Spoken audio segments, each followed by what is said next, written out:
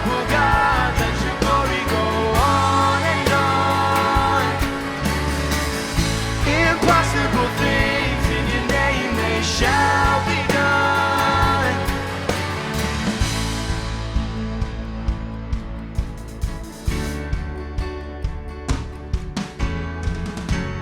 Sing nothing.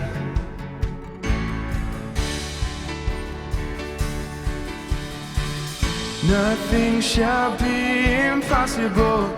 Your kingdom reigns unstoppable. We'll shout your praise forevermore. Jesus, our God, unstoppable. Nothing shall be impossible. Your kingdom reigns unstoppable. We'll shout your praise forevermore. Jesus, our God, unstoppable. Nothing shall be impossible. Your kingdom reigns unstoppable. We'll shout your praise forevermore.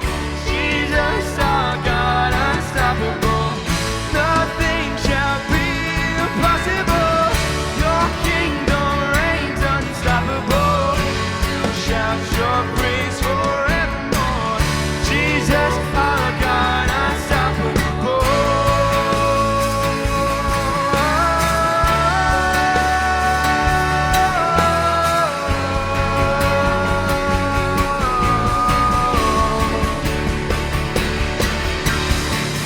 Unstoppable God, let your glory go on and on.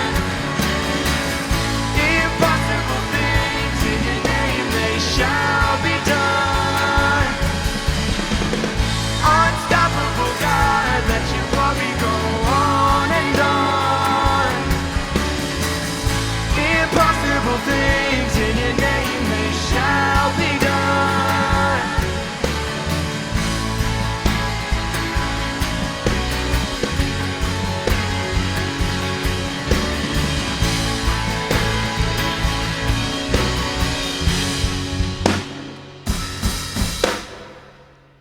Hello everyone, it's always so good to have you join us at Quest Kids. And if you're new, welcome.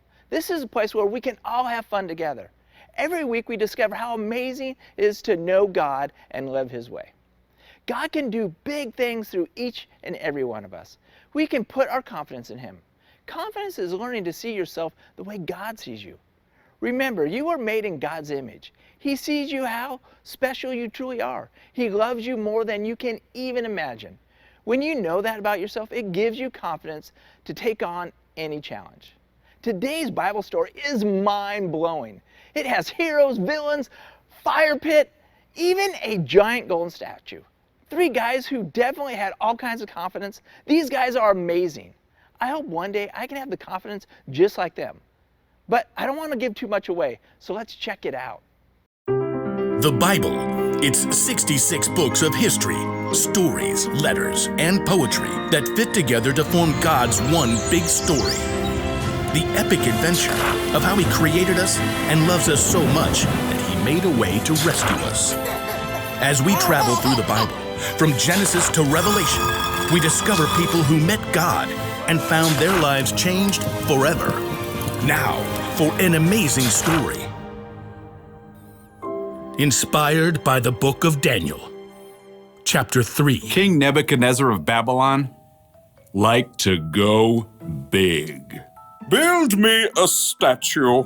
Of course, Your Majesty. Granite, marble, copper. I'm thinking gold. Gold! Pure gold. Wow! Okay, 6 feet tall, 7, Taller. 20, Taller. 77, Taller. 90. Ding, ding, ding. We have a winner. We'll need a supersized furnace to smelt that much gold. Then supersize it. Commence the smelting. So the king's craftsmen melted down tons of gold and shaped it into an enormous statue 9 feet wide and taller than 2.5 telephone poles. They set it just outside the city in the broad plain of Dura. Such a finely smelted specimen. We must invite everyone to admire my statue. So the king instructed messengers to summon all of his officials. 3 of them were Jewish men who had come to Babylon as captives: Shadrach, Meshach, and Abednego. It's a royal decree. That I can see. Are you all coming with me? So the 3 friends arrived at the plain of Dura where all the other officials had gathered. A messenger from the king called out loudly, This is the king's command. When you hear the sound of horns, flutes, zithers, lyres, harps, and pipes, you must fall down and worship this golden statue. Worship a false god? That's worse than odd. I wouldn't even give it a nod. Oh, and FYI, if you don't do it, you'll be thrown into a blazing furnace. Immediately, music began to play. Every single official threw themselves down on the ground except for Shadrach, Meshach, and Abednego. And let me tell you, their refusal to bow did not go unnoticed. Who do they think they are? I think we should make things hot for them, if you know what I mean.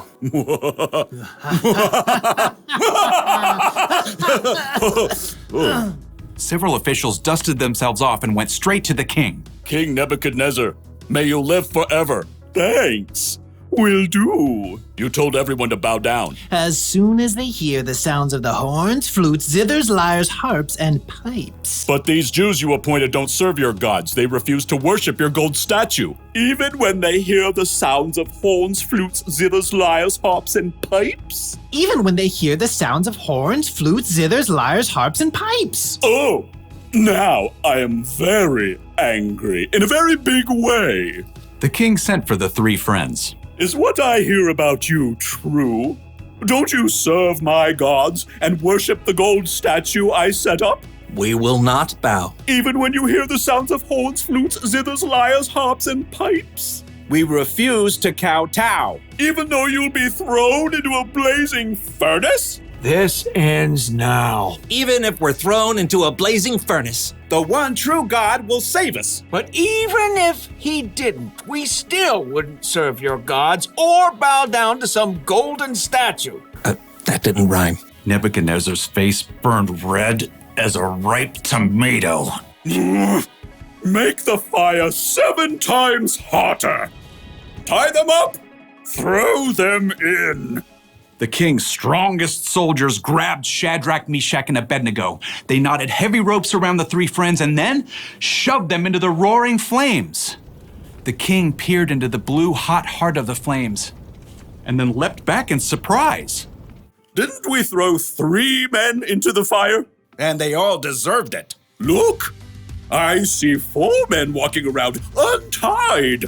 The fire hasn't harmed them. The 4th man looks like a son of the gods. Sure enough, a 4th figure stood there with the 3 friends. An angel? Or perhaps Jesus himself? Dumbfounded, the king rushed to the door of the furnace.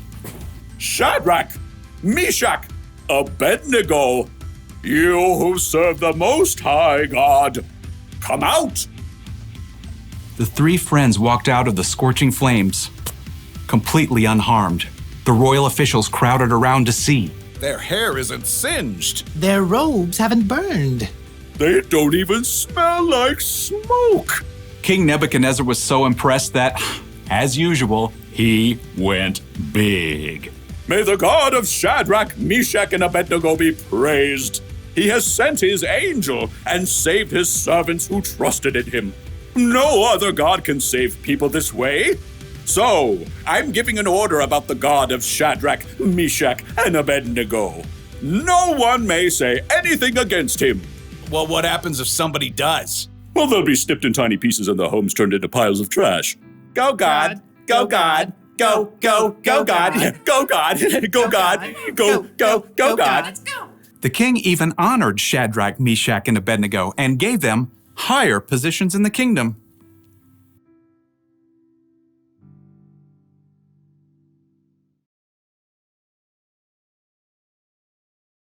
Shadrach, Meshach, and Abednego had a lot of confidence, didn't they? They stood for what they believed, and they stood together. They weren't alone in the furnace because God was right there with them. God is with us too, always. In fact, Jesus died and came back to life. One of the last things he ever said to his disciples was this: "You can be sure that I am always with you to the very end." That's in Matthew 28:20. We can live with confidence when we choose to put our trust in God and remember all that He has done for us. He never leaves us when times are good and when times are tough. He is always there to give us strength we need. Remember this, trust that God is always with you. When you have to face something scary, like surgery, or when you need strength, when things aren't going right, or your family, or someone else in your family, God is there. God is always there. It's so good to know that He's always there with us. We can always trust Him. To discover more about this, go to Quest Kids and check it out.